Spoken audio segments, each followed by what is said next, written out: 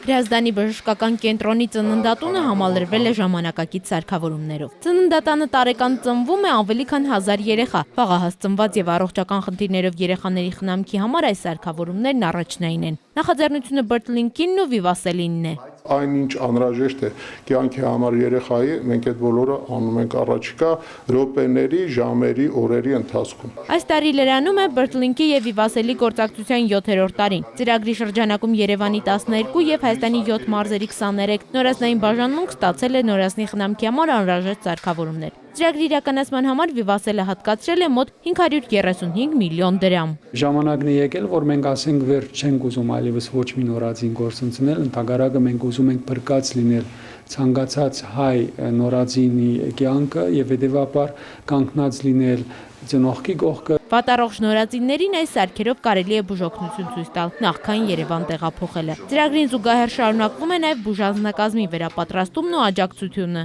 Երկրում ծնված նորածինների մոտավորապես 7-8%-ը վաղաժամ են ծնվում, ինչը նշանակում է, որ այդ նորածինները կարիք ունեն որոշակի խնամքի։ Շնչառական ֆունկցիայի կարգավորման, թթվասնային թերապիայի սարք, երակային ներարկման պոմպ։ Այս սարքավորումները կօգնեն վերացնել վաղաժամ ծնունդի պատճառով առաջացած բարդությունները եւ կկանխեն նորածնային մահացության դեպքերի 80%-ը։ Հայգու Հյասատրյան, ժամը լրատվական։